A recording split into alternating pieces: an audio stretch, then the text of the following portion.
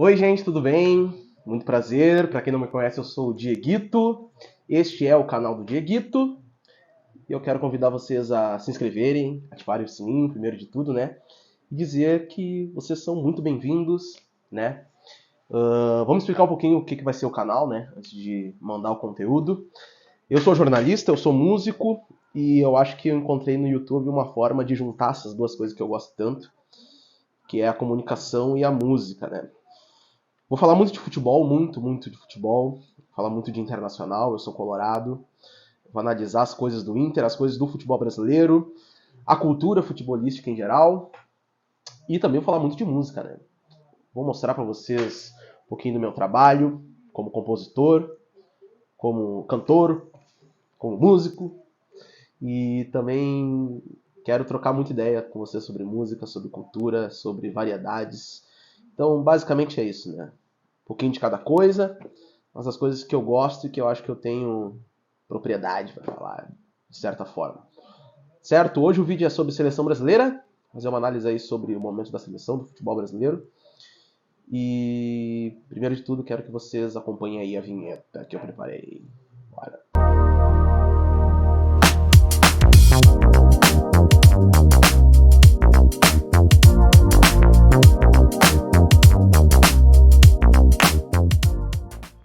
Bom, gente, vamos falar aí sobre futebol brasileiro, sobre seleção brasileira, porque eu acho que a seleção brasileira ela é um retrato do momento do futebol brasileiro como um todo, né?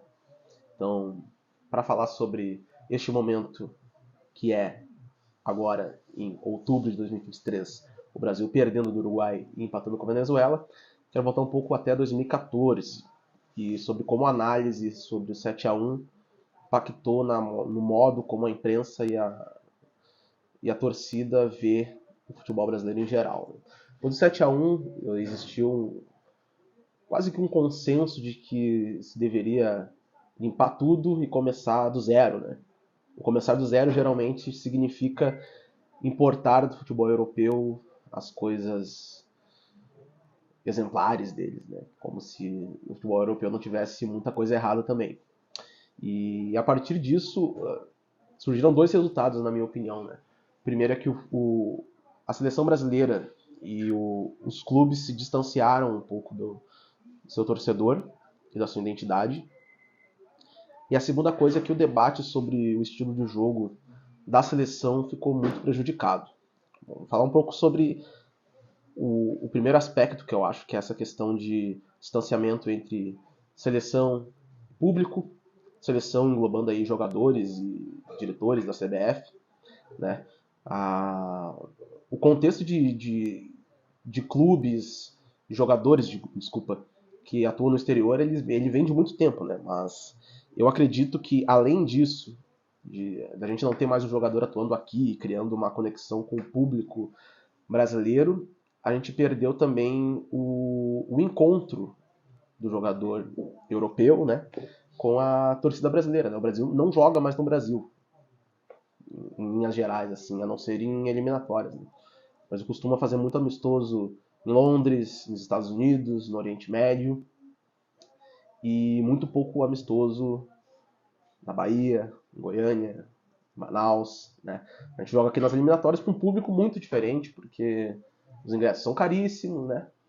E se perdeu um pouco dessa conexão com o torcedor.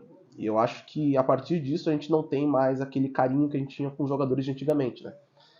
E tudo isso influencia numa coisa que eu bato na tecla, que eu quero trazer para vocês, que é a questão do jogador que não vê na seleção brasileira mais aquela coisa do auge da carreira, né? Então, jogadores como o Rodrigo, o Vinícius Júnior, eles, ao meu ver, né, eles demonstraram nesses dois jogos que ser protagonista da seleção brasileira não é uma coisa para eles tão valiosa assim como seria para jogadores de gerações anteriores. Então esse distanciamento da seleção com o público e com a identidade do futebol brasileiro, eu acho que é dos motivos que a seleção anda tão desprestigiada com o público. Mas falando agora sobre o jogo e sobre a análise que a imprensa faz sobre o estilo de jogo da seleção brasileira, eu queria falar o seguinte: desde a Copa de 2014 se questionou muito a forma como que os jogadores são formados e como a seleção joga, né? Começou a vir um debate sobre técnicos europeus ou técnicos estrangeiros, né, sul-americanos, o que for, versus técnicos brasileiros e estilo de jogo. E a partir daí acho que o debate ficou muito fanatizado entre o que é o certo e o que é o errado, né? Para mim, na minha opinião, eu acho que é preciso um projeto e esse projeto tem que ser seguido, né?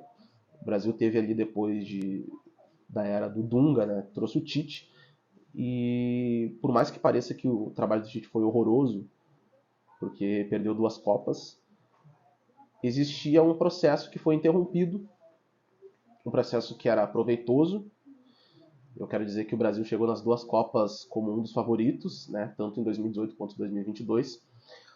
Só que a partir da eliminação para a Croácia, chegou à conclusão de que aquilo ali não valia mais de nada e que era necessário um rompimento com aquele estilo de jogo, que seja, e voltamos à estaca zero. Então o que a seleção brasileira fez? Foi atrás do Ancelotti, primeiramente, né?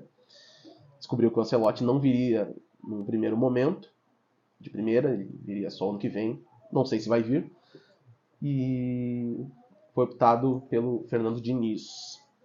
E eu acho que essa pressa em dar uma resposta ao público e às cobranças da imprensa prejudicou muito o próprio Fernando Diniz, o grupo de jogadores e o início nas eliminatórias, né? Porque ter um técnico tampão não é exatamente a forma de mostrar aos jogadores que existe ali um projeto para ganhar a Copa do Mundo. Por mais que se fale, não, mas o Ancelotti vai vir ano que vem, as coisas vão dar certo. Quem garante, né? Quem garante se o Fernando Diniz fizesse 5-0 em todos os jogos até o final do ano, que ele não ficaria e não viria o Ancelotti? Então essa incerteza e essa coisa de ser muito vulnerável à opinião externa, à pressão da torcida e da imprensa principalmente, sobre o trabalho e essas mudanças de rumo e de convicção da CBF, acho que são pecado, isso prejudica muito o andamento da seleção brasileira e explica o momento atual, né? O Brasil, nos 2 jogos que atuou agora na última data FIFA, não teve uma identidade, não foi nem um jogo posicional, que era a crítica, né, que o Brasil não poderia jogar da forma como o Tite deixava, o Vinícius Júnior muito preso a linha lateral, aquelas coisas, mas também não aplicou a ideia do Diniz, né? Então foi um híbrido que ninguém se sabe o que é, né? E como a seleção brasileira tem muito pouco tempo para treinamento, essas mudanças, essas rupturas muito fortes prejudicam o andamento do processo. Então é isso que eu penso sobre a seleção brasileira. Espero que vocês tenham curtido esse vídeo. E espero que nos próximos vocês estejam comigo também, me acompanhando, curtindo, se inscrevendo no canal e ativando o sininho, que é muito importante para mim. Fechou todas? Então, até a próxima. Fui!